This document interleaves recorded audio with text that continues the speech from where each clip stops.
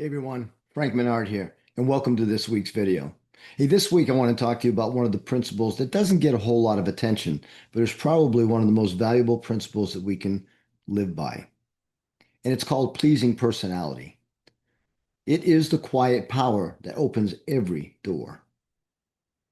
Let's begin by asking a question. What is it that makes people want to help one person and quietly avoid another? It is not intelligence alone. It is not talent alone. It is not education, position, or even effort. Napoleon Hill discovered something far more subtle and far more powerful. He called it pleasing personality, and he ranked it as one of the essential principles of success. Not as charm, not as flattery, but as power. A pleasing personality is not what you say. It is what people feel when they are with you.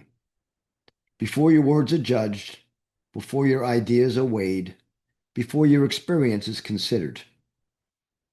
You are experienced. Your tone, your attitude, your presence, and that impression opens doors or quietly closes them. Earl Nightingale once said, "Your personality is your greatest asset or your greatest liability." Think about that.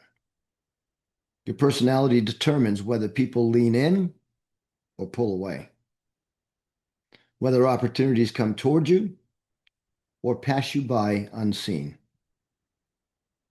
Napoleon Hill studied more than 25,000 men and women, and he reached a powerful conclusion.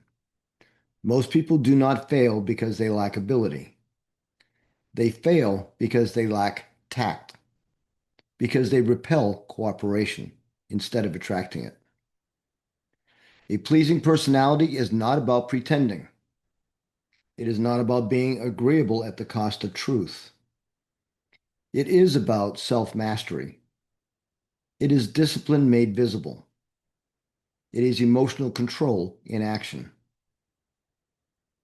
Rohn reminded us, success is nothing more than a few simple disciplines practiced every day.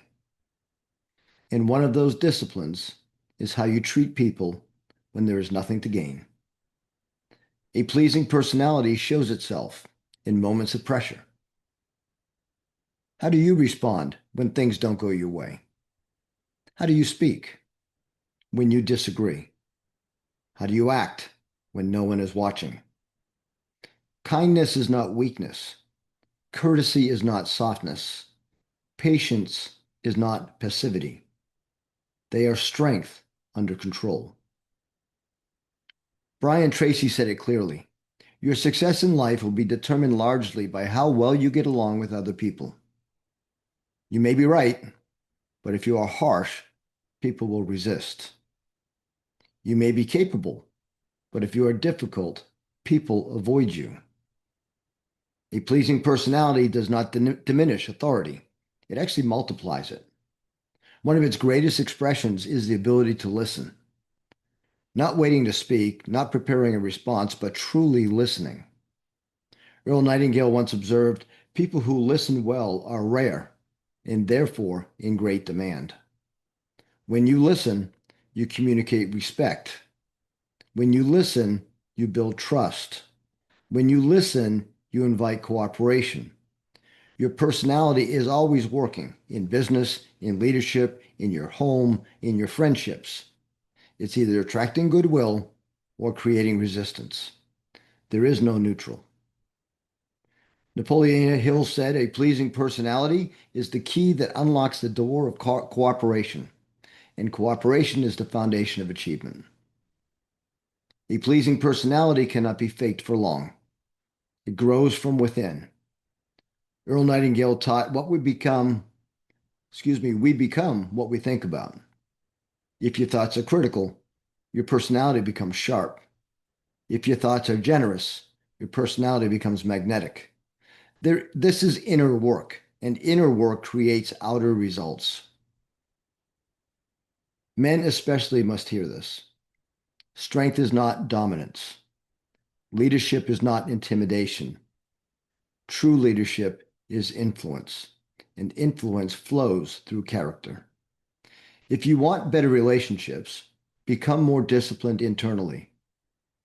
If you want greater opportunity, cultivate warmth, respect, and self-control. If you want to lead men, be the kind of man others want to follow. Let me leave you with a quiet challenge. Pay attention. Pay attention to how people respond after they interact with you. Do they feel encouraged or diminished? Do they feel heard or dismissed? That response is your report card. Now, if you're a man listening to this and you know you are meant for more purpose, more discipline, more intentional growth, you do not have to do it alone.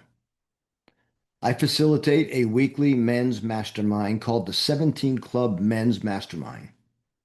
We meet every Tuesday at 11 a.m. Eastern Time. Men from all different walks of life, all over the world, coming together to apply timeless success principles with accountability and brotherhood. If that speaks to you, simply leave a message in the remarks below. Just write something like, "Send me the 17 Club link," and I will personally send you the information to join us. Because success is not achieved in isolation. It is achieved when disciplined men think, grow, and act together. And as Earl Nightingale so wisely said, your world is what you think it is. Choose wisely. Well, everyone, thanks for joining me in today's video. I hope you enjoyed it. I hope if you're a man and you would like to be connected with the 17 Club Men's Mastermind Group, please leave me a message below in the remarks and I will immediately get that link out to you so that you can come together with fellow men, disciplined men, looking to support, help each other, and hold each other accountable to achieve their best life possible. Thank you so much. I hope you have a great day. Please hit like, share it with a friend, and subscribe if you haven't already. I appreciate you being here, and I'll see you next week. Talk soon. Bye now.